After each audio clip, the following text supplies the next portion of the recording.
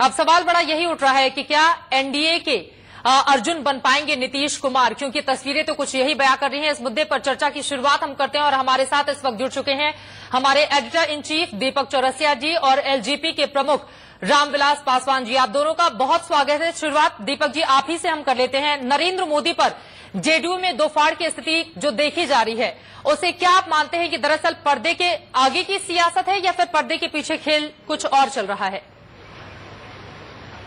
देखिए, जाहिर सी बात है पर्दे के पीछे की सियासत है। सवाल ये खड़ा होता है कि आखिरकार नीतीश कुमार जो 2002 में जब गोधरा दंगे हुए थे तब एनडीए सरकार में मंत्री थे, सहयोगी थे भारतीय जनता पार्टी के, उसी कैबिनेट की मीटिंग के अंदर बैठते थे जहां पर बीजेपी के प्रधानमंत्री थे, बीजेपी के उप मुख्यमंत्री और गृह मंत्री थे।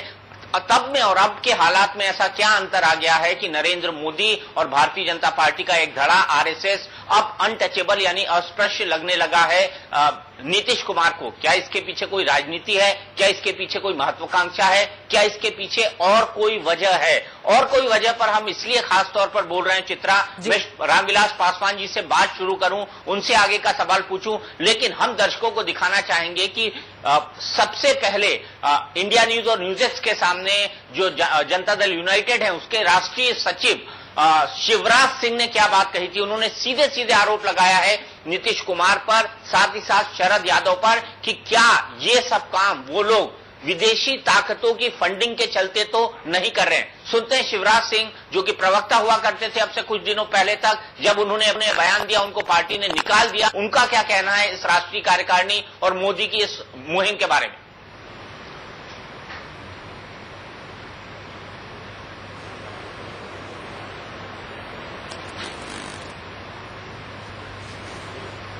आप उस कार्यकारिणी में नहीं गए, क्या रीजन है इसका? इसका रीजन ये है कि मैंने 1 महीने पहले माननीय शरद यादव जी अपने राष्ट्रीय अध्यक्ष को एक चिट्ठी लिखा था कि सेक्युलरिज्म के बिना पर जनता दल यूनाइटेड सबसे बड़ी ध्वजवाहक होती है आज के राजनीति में। तो सेक्युलरिज्म पर एक बहस कराइए, राष्ट्रीय कार्यकारिणी बुलवाइए और प्लेनरी सेशन में सेक्युलरिज्म पर एक बहस करवाइए। और जहां तक एनडीए के प्रधानमंत्री की उम्मीदवारी का सवाल है तो उस पर एक नेगेटिव रुख रहता है जनता दल यूनाइटेड का। तो मेरा ये सुझाव था कि एक नेगेटिव रुख न रख के आप एक सकारात्मक रुख रखिए और बताइए कि कौन होगा प्रधानमंत्री। ये मैंने खत लिखा था, इसीलिए मुझे बुलाया नहीं। तो बार बार सेकुलर की वो बात करते हैं कि सेकुलर पीएम उम्मीदवार होगा, क्या लगता है कि जो मोदी हैं, क्योंकि बीजेपी ने तो साफ कर दिया कि मोदी साहब हैं सेकुलर, आपकी पार्टी क्यों नहीं रुख तय कर पा रही? नहीं, पार्टी को तो सेकुलर कॉम्युनल से कोई मतलब ही नहीं है ना। ये तो लूट के चक्कर में है, ये कुछ भी मिल जाए उसे लूट लो।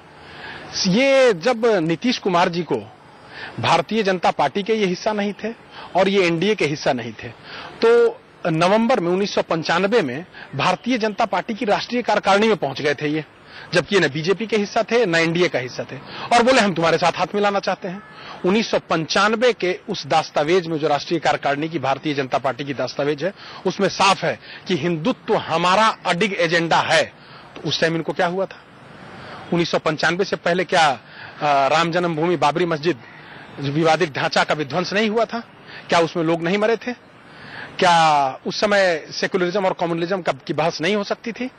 और अगर मोदी जी के संदर्भ में सांप्रदायिकता और धर्मनिरपेक्षता की बात शुरू होती है तो वो 2002 से शुरू होती है।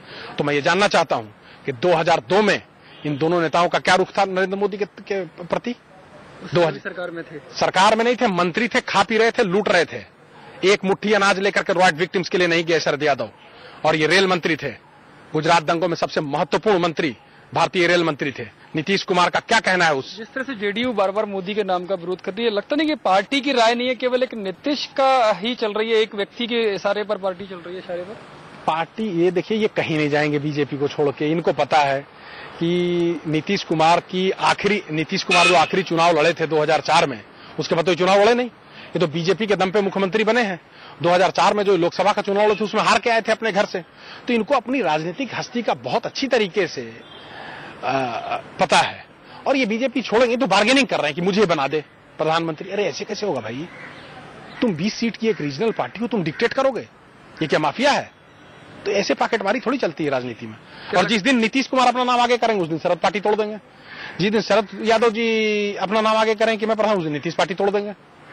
तो ये खेल चलने वाला नहीं। जिस तरह का ये खेल चल रहा है, राजनीतिक खेल जिस तरह से चल रहा है, जेडीयू के नेताओं की तरफ से जो बयानबाजी हो रही है, क्या लगता है कि ज्यादा दिन तक बीजेपी और जेडीयू का गठबंधन रह पाएगा? परमानेंट रहेगा। कहां जाएंगे ये? इनको अपनी राजनीति की औकात का पता नहीं है।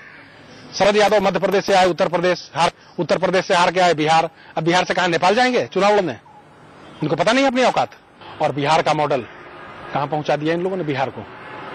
पूरे देश को बर्बाद करना चाहते हो क्या सिर्फ झूठ के बिना पे? ये सेकुलरिज्म आड़ है जिसके आड़ में ये रोकना चाहते हैं नेताओं को। एक्चुअल खेल ये है कि ऑफ द रिकॉर्ड और on the record hostile Nations द्वारा फंडिंग हो रहा है जेडीयू को। इस बात की जांच होनी चाहिए और देश में बड़ी इन छोटी पार्टियों की दिशा तय करने में होस्टाइल नेशंस के फंड्स का हाथ है।